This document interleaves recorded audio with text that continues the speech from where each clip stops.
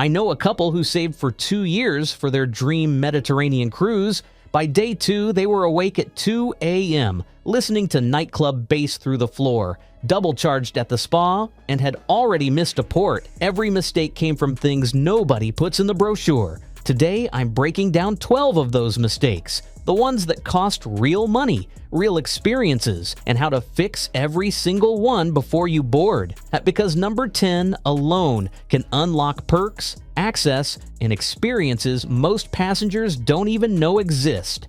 Let's sail in. Number 1. Booking without checking the deck plan. Most people pick a cabin by price alone. Balcony sounds good. Click, done. That's where it goes wrong. Your cabin location decides whether you sleep through the night or spend a week hearing deck chairs dragged across the Lido at 6 a.m. One traveler paid for a premium balcony. She was directly above the nightclub. 3 nights of bass vibrating through the mattress, and nothing guest services could do.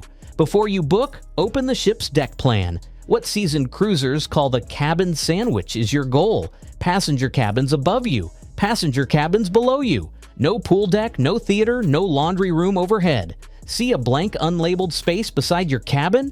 Skip it. That's almost always a service corridor, and the cruise starts early. Pro tip: search your ship name and cabin number on Cruise Critic. Past passengers post noise ratings and photos. 5 minutes of reading saves 7 nights of regret. A bad cabin doesn't ruin one night, it ruins the entire cruise. Number 2. Falling for the guarantee cabin. Cruise lines sell guarantee fares. Pay less, they assign your cabin later. What they leave out is that these rooms come from whatever nobody else wanted. There's a reason those cabins didn't sell. People have ended up under the Lido deck beside elevator banks directly above the anchor, all from one guarantee booking. You're handing over the one decision that affects every night of your trip to an algorithm. Pay the small premium, select your exact cabin, use the deck plan, check reviews of that specific room number online. Whatever you save on a guarantee fare isn't worth 7 nights of bad sleep. The ship doesn't care if you sleep, your cabin choice does. Number 3. Ignoring your onboard account.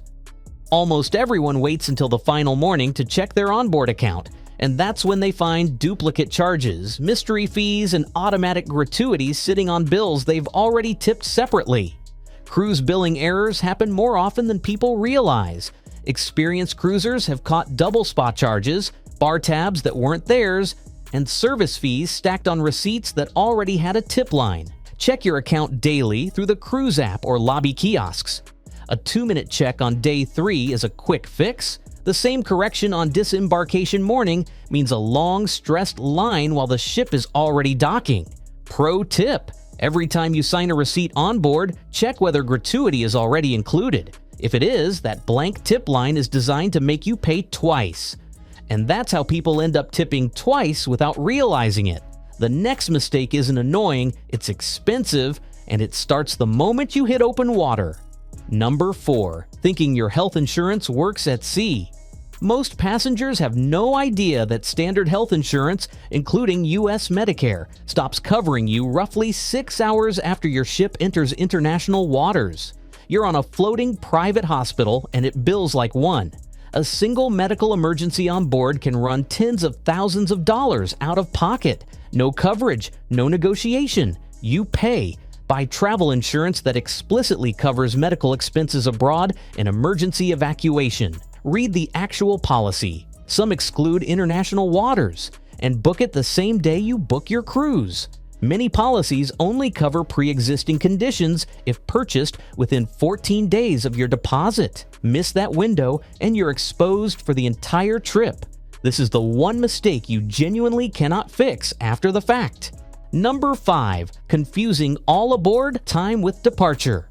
The all aboard time on your ship card is not when the ship sails. The ship leaves 30 minutes after that, and it will go without you.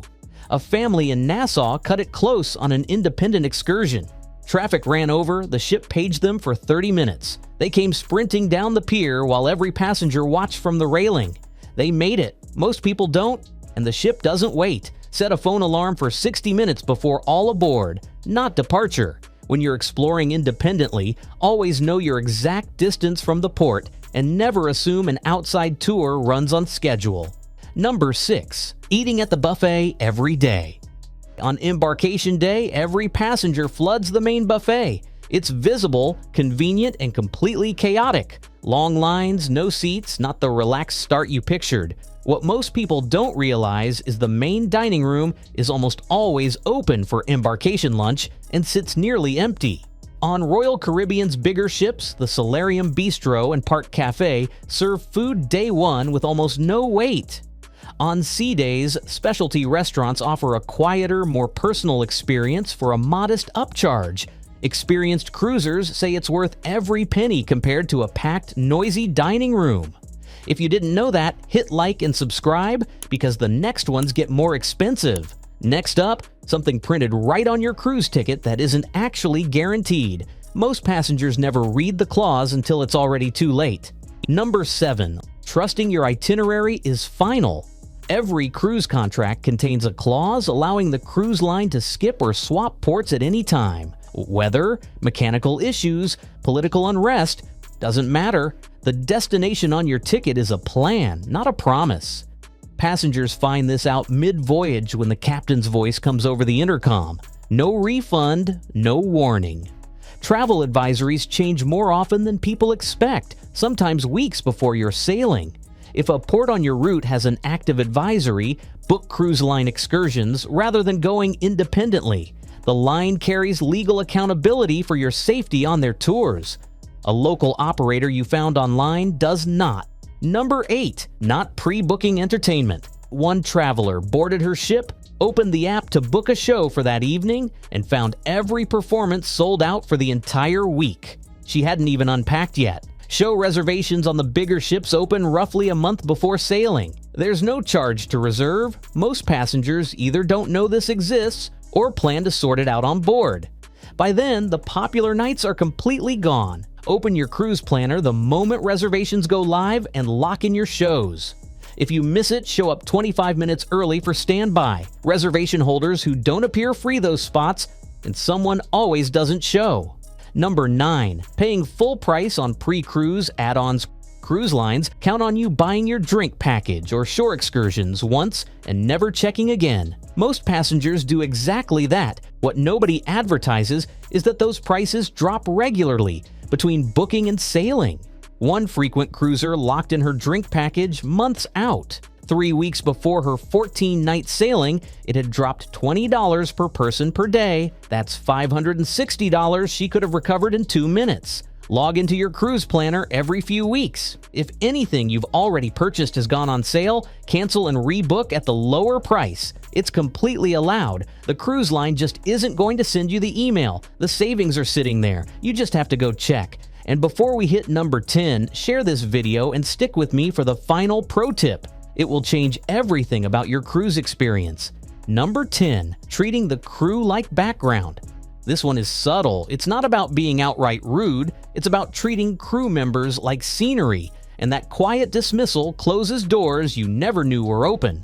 The crew knows where the quietest decks are. They know which shows have standby spots. They know about invitation-only dinners not listed anywhere on the daily program.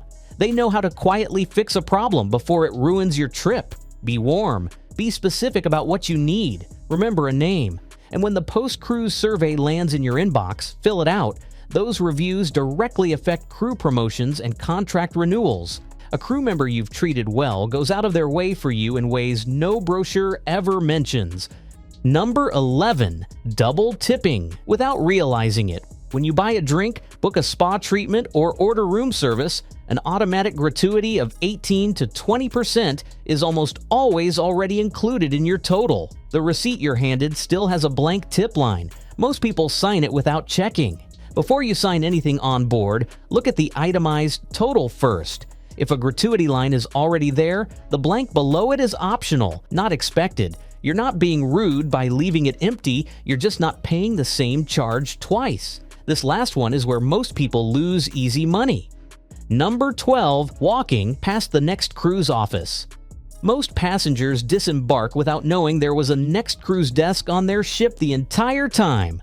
Booking your next cruise before you get off, even without a fixed date or destination, comes with perks you can't access at home. Lines like Royal Caribbean give you extra onboard credit and a reduced deposit when you book during your current sailing. That credit stacks with whatever promotions are already running. You don't commit to anything specific. Just put down a deposit and lock in the benefits. Change the details later at no cost. 10 minutes at the next cruise desk on your last sea day can put several $100s on your next trip. Most passengers walk straight past it without a second glance. Final power tip. Here's what most passengers never realize. Every cruise has a version most passengers never reach. Quieter spots, better seats, reclaimed credits, complimentary perks sitting unclaimed at guest services. None of it is advertised. All of it is accessible. The passengers who have the best trips aren't the ones who spent more. They're the ones who boarded knowing the questions to ask and the things to check. Now you know exactly what to look for. Most passengers don't.